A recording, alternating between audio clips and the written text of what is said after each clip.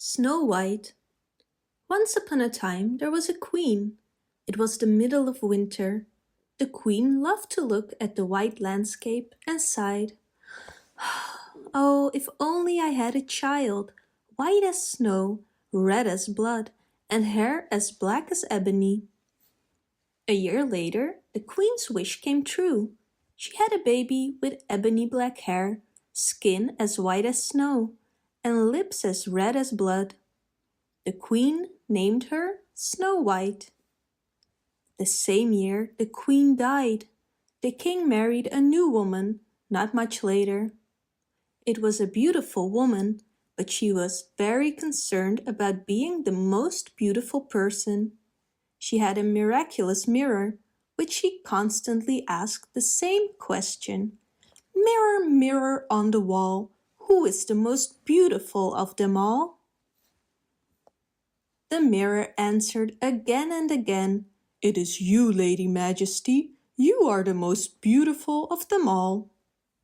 The queen knew that the mirror was telling the truth, but one day, when she asked her mirror for the umpteenth time who was the most beautiful, it replied, "Queen, as always, very beautiful you are, but it is Snow White who is 1,000 times more beautiful now."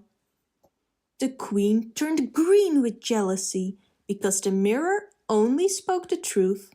Furious, she ordered a hunter to lure Snow White into the forest to kill her. He also had to take her heart to the palace as evidence. The hunter took Snow White into the forest. When he pointed his arrow at her, she begged him not to kill her. The hunter couldn't go through with it. She was so enchantingly beautiful and so young. He killed a deer and gave the animal's heart to the queen. Snow White knew she could not go home again. She fled far into the forest until she came to a cottage. The table was set with 7 plates and 7 cups. Snow White was hungry and took something from a plate and drank from a cup. There she saw 7 beds lined up in a row.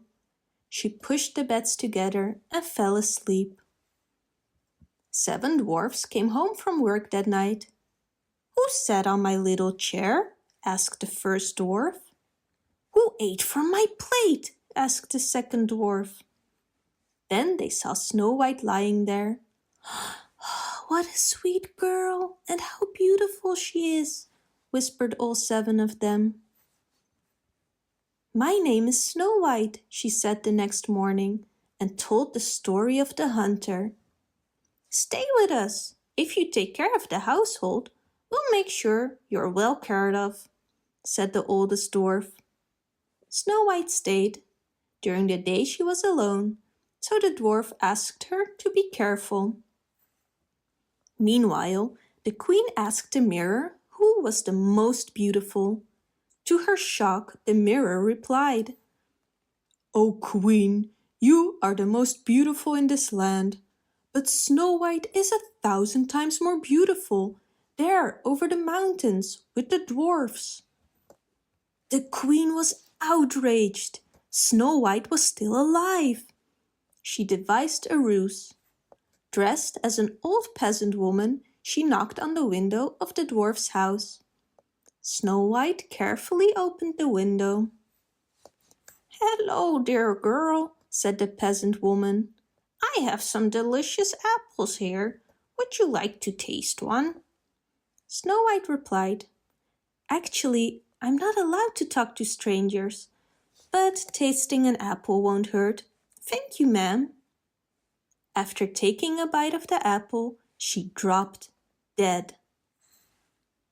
The dwarfs were shocked when they found Snow White, because it looked like she was sleeping. The dwarfs put her in a glass coffin. One day, a prince appeared in the forest.